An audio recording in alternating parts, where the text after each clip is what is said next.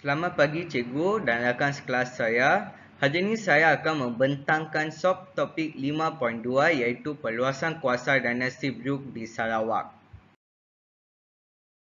Kita akan bermula dengan keadaan Sarawak apabila kehadiran James Brooke pada tahun 1820-an. Terdapat sesuatu kawasan yang bernama Lidah Tanah.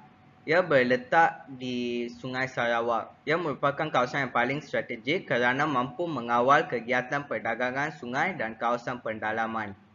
Pengiran Indra Mahkota dihantar sebagai pembesar Brunei untuk menguasai ekonomi oleh Sultan Brunei.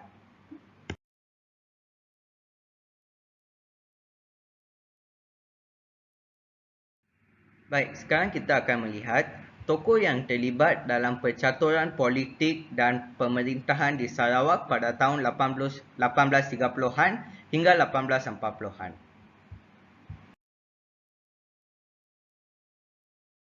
Baik, pertamanya adalah Sultan Omar Ali Saifuddin yang kedua.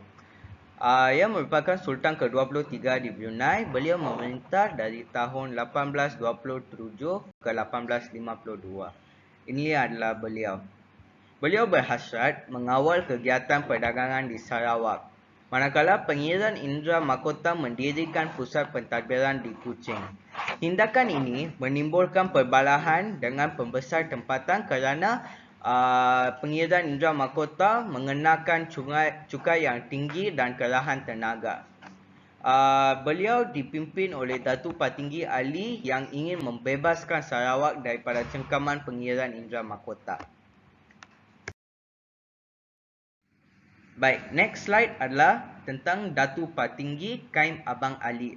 Beliau merupakan pembesar tempatan di Sarawak. Beliau melakukan penentangan terhadap pentadbiran Brunei pada tahun 1836. Ia menentang tindakan-tindakan wakil Sultan Brunei yang boleh menjejaskan kehidupan masyarakat tempatan. Beliau bersetuju berunding dengan James Brooke dan menamatkan pertentangan terhadap Brunei. Yang ketiga adalah Pengiran Raja Muda Hashim.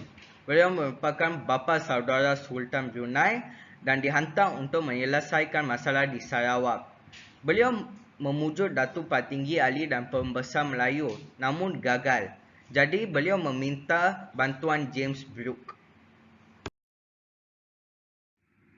Yang akhirnya adalah James Brooke. Beliau mencari peluang untuk mendapatkan Sarawak. Jadi beliau menjalankan aktiviti pengembaraan di antara Sarawak dan Singapura dengan kapal Royalist pada peringkat awal. Beliau mendapat sokongan pihak British melalui Angkatan Tentera Laut. Menerima perlawanan Pengiran Raja Muda Hashim untuk menyelesaikan masalah di Sarawak. Namun beliau mengenakan syarat bahawa Pengiran Raja Muda Hashim perlu menyerahkan Sarawak kepada beliau.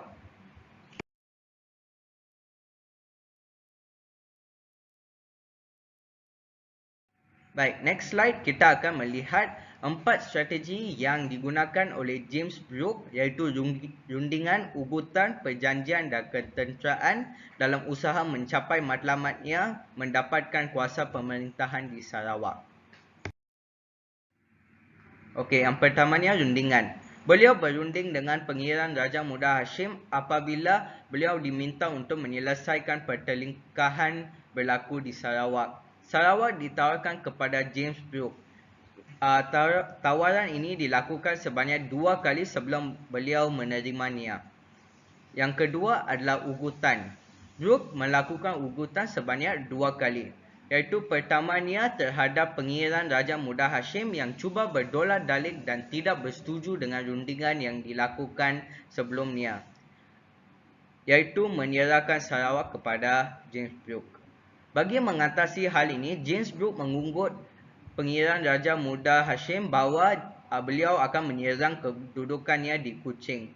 Tindakan ini menyebabkan beliau bersetuju menyerahkan pemerintahan Sarawak kepada James Brooke. Ugutan kedua dilakukan kepada pemerintah Brunei, iaitu Sultan Omar Ali Saifuddin. Apabila James Brooke ke Brunei bersama Angkatan Tentera Laut British, Kehadiran James Brooke adalah untuk mengesahkan penyerahan Sarawak seperti yang dilakukan oleh Pengiran Raja Muda Hashim. Tindakan ini menyebabkan Sultan bersetuju mengesahkan penyerahan Sarawak tersebut. Baik, strategi yang ketiga adalah melalui perjanjian. Pertamanya adalah pada tahun 1841 iaitu dengan Pengiran Raja Muda Hashim. James Brooke membuat perjanjian iaitu memerintah Sarawak dan menguasai hasilnya tetapi mesti menghormati dan memelihara undang-undang adat Melayu. Perjanjian yang kedua berlaku pada tahun 1842 iaitu dengan Sultan Omar Ali Safaruddin. Sultan Brunei menyerahkan Sarawak dari kawasan Tanjung Datu ke Sungai Samarahan sekali dengan semua hasil pendapatan. James Brooke mesti membayar ufti sebanyak $2,500 Sepanyol setiap tahun kepada Sultan Brunei. James Brooke tidak dibenarkan campur tangan dalam hal adat dan agama penduduk tempatan. Dan beliau juga tidak boleh memindah milik tanpa kebenaran Sultan Brunei. James Brooke diiktiraf sebagai Raja Putih Sarawak selepas perjanjian ini. Strategi terakhir adalah ketenteraan. Beliau menggunakan kekuatan ketenteraan untuk menguasai Sarawak. Angkatan Tentera Laut British membantu melalui kapal HMS Dido. Kapal ini digunakan untuk memerangi ancaman lanun yang mengganggu perdagangan dan ketenteraman Sarawak.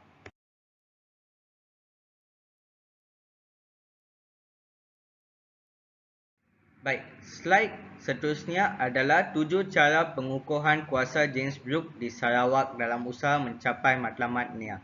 Slide seterusnya akan dibentangkan melalui table form. Baik, pertamanya adalah kekuatan tentera, memperoleh bantuan dan sokongan daripada tentera laut British. Kubu orang Iban di Sungai Saribas dan Kerang dihancurkan dengan menggunakan kapal perang HMS Dido. Yang kedua adalah menentang kebangkitan orang tempatan. James Brooke menganggap kebangkitan orang tempatan sebagai lanun. Alasan ini digunakan bagi meluaskan kuasa di kawasan orang Iban sebagai tindakan yang sah dan mendapatkan sokongan British. Yang ketiga adalah mendapat sokongan daripada masyarakat tempatan. Beliau berjaya memperoleh sokongan daripada sebahagian orang Melayu dan kaum Iban. Baik, yang seterusnya adalah mengambil kesempatan melalui pertelingkahan masyarakat tempatan. Di muka, Pengiran Matusin disokong oleh James Brooke apabila berkonflik dengan Pengiran Ersad. Namun, Pengiran Ersad dan anaknya Pengiran Nipah lebih dihormati oleh penduduk tempatan. Tetapi Brooke masih menyokong Pengiran Matusin hingga membolehkan Brooke memecahkan kekuatan tempatan di muka. Di samping itu, strategi yang lain adalah menghapuskan tokoh tempatan yang menentang kedudukannya.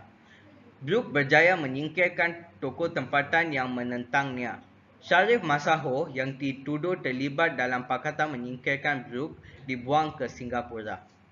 Yang keenam adalah memperkukuhkan pertahanan Sarawak. Benteng dan kubu yang dilengkapi dengan meriam didirikan di kawasan yang strategik. Kubu di Sungai Sekerang dibina pada tahun 1849 selepas Perang Benteng Maru tamat bagi memerhati pergerakan kaum Iban Sekerang daripada menentang pentadbiran Brooke di kawasan. Baik, seterusnya Ranger Sarawak yang ditubuh pada 1862 ditubuhkan bagi mengawasi keamanan dan pertahanan. Yang akhirnya adalah sokongan kewangan. Sokongan ini didapati melalui pemodal Eropah terutamanya Baroness Angela Burdett Counts.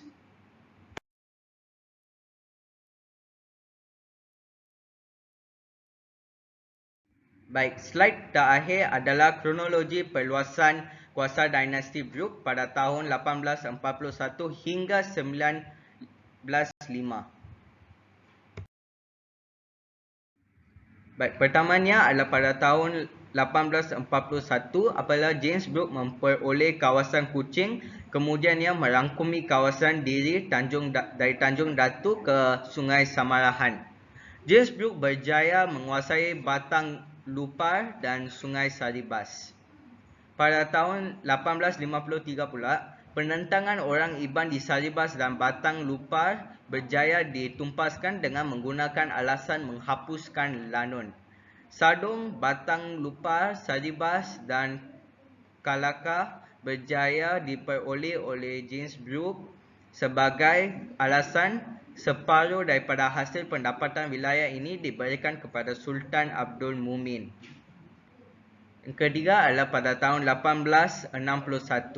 Sultan Abdul Mumin menyerahkan Sungai Rajang kepada James Brooke dengan bayaran $4,500 Spanyol setahun kerana membantu menghapuskan kebangkitan orang tempatan. Kawasan yang terlibat adalah Oyah, Muka, Tatau dan Bintulu.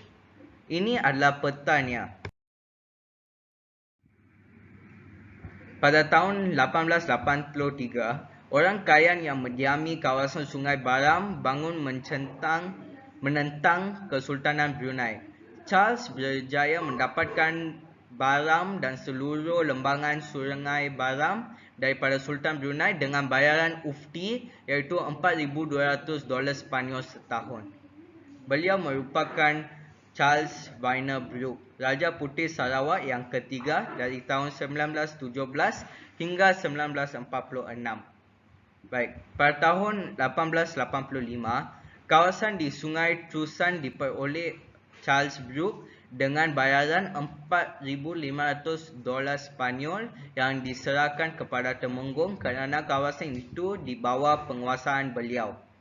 Tindakan ini diambil bagi membolehkan isu pembunuhan beberapa peniaga di Sarawak oleh orang Muru di kawasan itu dapat diselesaikan. Pada tahun 1890, Limbang diperoleh Charles Brooke pada tahun 1890. Tindakan ini dilakukan apabila penduduk Limbang bersetuju untuk menyertai Sarawak. Bayaran sebanyak $6,000 Spanyol kepada Sultan Brunei. Akhirnya pada tahun 1905, pada 12 Januari 1905, Kerajaan Sarawak memperoleh hak terhadap lawas yang sebelum itu dimiliki oleh SBUB. Sempadan Sarawak itu masih dikekalkan hingga kini.